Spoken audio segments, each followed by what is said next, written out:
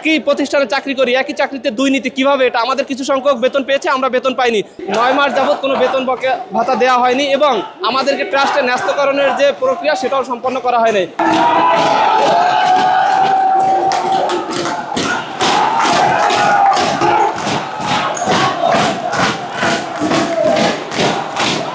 আমরা community clinic health care provider. আমরা 2011 সাল থেকে আমাদের এখানে প্রকল্প আকারে এখানে নিয়োগ শুরু হয়েছে 2011 সাল থেকে। তারই ধারাবাহিকতায় 2011 সাল, 2015 সাল, 2018 সাল এবং 2022 সালে সর্বশেষ নিয়োগ হয়েছে।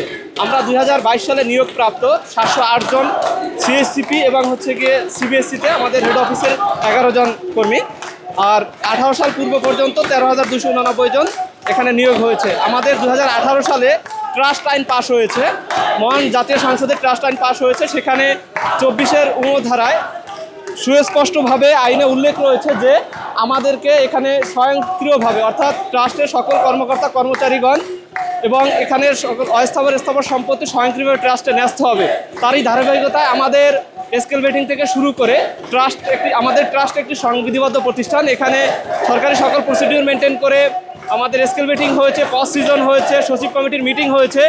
মোট 13,949টি পজ সিজন হয়েছে।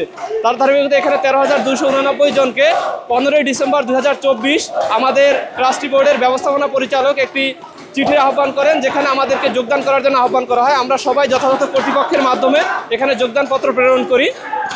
তার মধ্য থেকে আমাদের ঈদের পূর্ব মুহূর্তে 13,289 জনকে বেতন প্রদান করা হয়।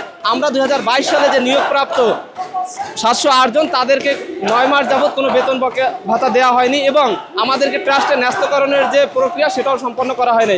এখানে ট্রাস্ট আইন 2018-24-এর ধারা সুস্পষ্টভাবে এটা লঙ্ঘন করা হয়েছে।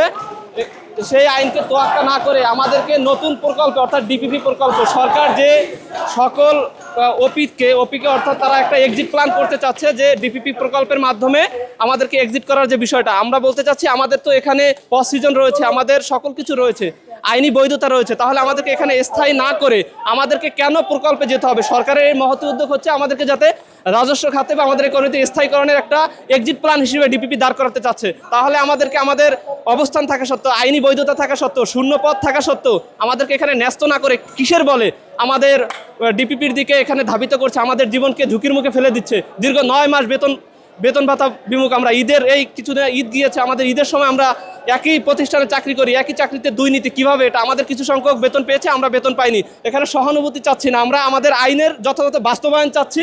সেটা কিভাবে করবে সেটা তারাও মুখে স্বীকার করে যেটার বৈধতা রয়েছে, কিন্তু কোন অদৃশ্য শক্তির বলে এটা বাস্তবায়ন হচ্ছে আমরা জানি না। প্রকল্পে কারা এটা আমাদেরকে প্রকল্পের দিকে ঠেলে দেওয়ার জন্য পায়তারা করছে সেইটার বিষয়ে আমরা যথাযথ কর্তৃপক্ষকে পদক্ষেপ নেওয়ার জন্য দ্রুত আহ্বান জানাচ্ছি। আমরা এখন পর্যন্ত আমাদের যথাযথ কোনো সাড়া আমরা এখন পর্যন্ত পাইনি। আমরা গতকাল থেকে দীর্ঘ 3 মাস যাবৎ আমরা তাদের সাথে যোগাযোগ করেছি, একাধিকবার বসেছি, কিন্তু তারা আমাদেরকে শুধু মিথ্যা আশ্বস্তই করে যাচ্ছে, কিন্তু আমাদের দৃশ্যমান কোনো পদক্ষেপ তারা নিচ্ছে না। তারই ধারাবাহিকতায় আমরা গত বুধবারে তাদেরকে স্মারকলিপি দিয়েছি, তারা স্মারকলিপির কোনো যথাযথ কোনো আমাদেরকে জবাব দেয় নাই।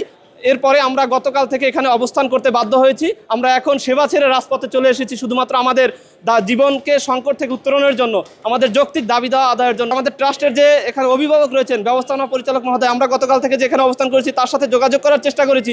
তিনি মনে করেন না যে আমাদের এখানে এসে আমাদের সাথে দুটো কথা বলার মতো, সেটাও তারা মনে করেন নাই। এর থেকে দুঃখজনক আমাদের কিছু হতে পারে না। তো তার ধারাবাহিকতায় আমরা এখন 3টা দাবিতে এখানে অবস্থান করছি। একটা হচ্ছে আমাদের ট্রাস্টের 24 ধারা যে আইন রয়েছে এটা যথাযথ বাস্তবায়ন, আমাদের পদায়নের চিঠি এবং দীর্ঘ 9.5 মাসের বেতন ভাতার এই বৈষম্য নিরসন।